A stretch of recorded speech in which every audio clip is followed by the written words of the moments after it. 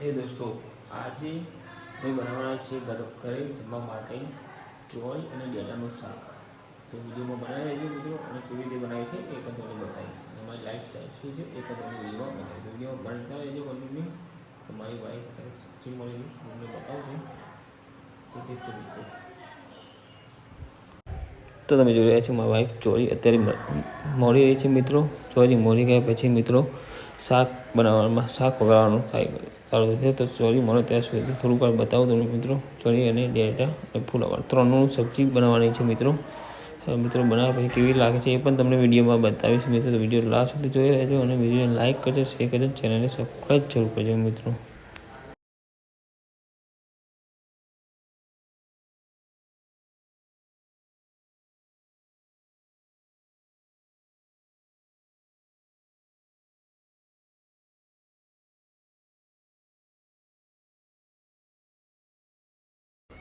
તો તમે જોઈ શકો છો મિત્રો, સબ્જી બધી તૈયાર થઈ ગઈ છે મિત્રો. કટિંગ કરી દેવામાં પણ આવે છે. તો સબ્જી શાની છે મિત્રો? તો ચોળી, ડેટા, ફુલાવર તેની સબ્જી મિક્સ સબ્જી બનાવવામાં આવી છે મિત્રો.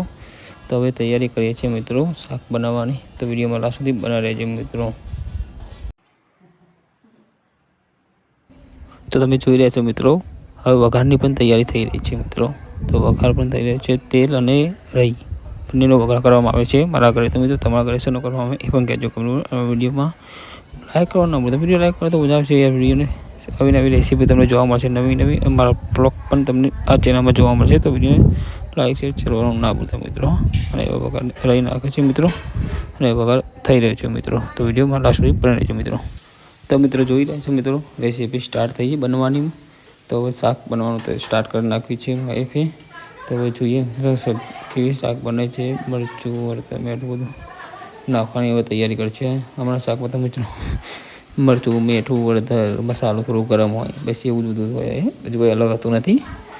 તો હવે તૈયારી કરી રહી છે મારા ભાઈ બધું નાખવા માટે મિત્રો. તમે જોઈ લો.